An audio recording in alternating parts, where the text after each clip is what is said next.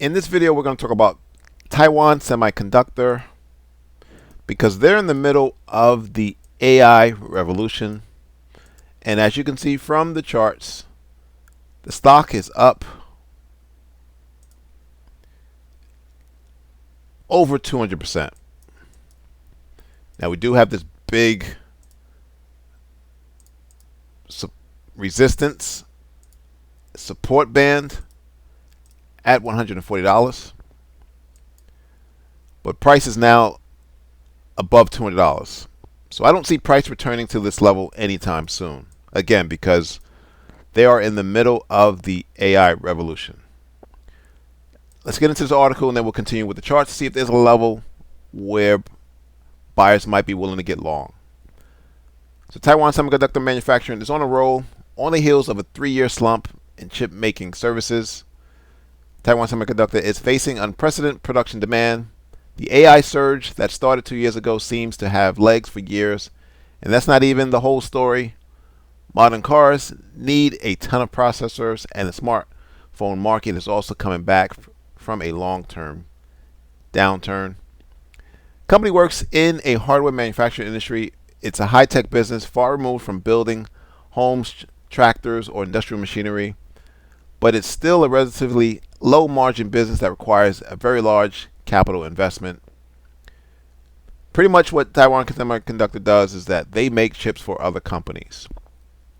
And although you can say that it's in a commodity business, they're making the higher end chips that NVIDIA designed. Taiwan Semiconductor capital expenses added up to $24.6 billion over the last 4 quarters. This is a crazy stat. That's more than Apple, Tesla, and NVIDIA spent on capital investments together. Companies with costly assets tend to grow fairly slowly, but their stocks often trade at a very modest valuation. The 10 largest industrial stocks, for example, currently trade at an average price to sales ratio of 2.5. But get this, Taiwan Semiconductor is trading at 12.8 times sales. So after a temporary dip amid the recent shortage of semiconductor materials and engineers, Taiwan sales and profits are soaring again. Revenue rose 40% year over year in the recent reported third quarter. Net income also jumped 54% higher in the same period, and cash profits really soared. Free cash flow nearly tripled to 172%, or approximately $5.7 billion US dollars, that is. So you may be paying a premium for Taiwan shares, but it's a world-class business and arguably worth every penny. Now, growth-oriented valuation metrics look quite reasonable. For example, the PEG, which is the price to earnings to growth ratio, is 1.1. Anything near that 1, fairly valued. Below, undervalued. Higher, expensive. All right, so let's get into the chart. So we see this huge resistance support band at $140. And when we scroll down to the weekly chart, we can see price is still in a nice uptrend. I will point out to you, we do have a weekly buy level at about 115. Again, this is how we had resistance served as support. Now the question is, why did price stop at 180 and then reverse? Well, to answer that, let's see if we can get some clues on the smaller time frame. That's that 180 level. We also have a hammer candle, and this might be the reason. I'm not in love with the zone. Why? Well, it's in the middle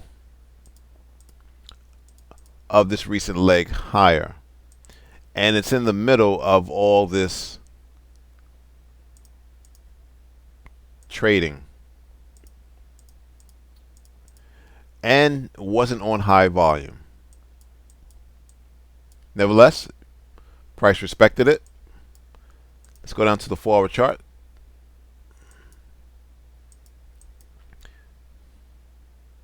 This would have been a better level I would have been targeting. This rally basing candle, and then the rally out.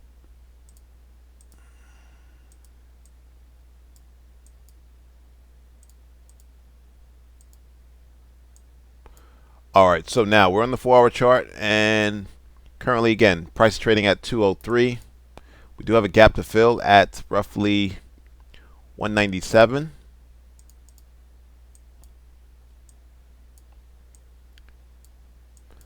So for me, Taiwan is a no trade chart. There are no setups in their current price. So I look for another opportunity to put your hard-earned dollars on the line for. Thanks for watching. Subscribe. Please like the video.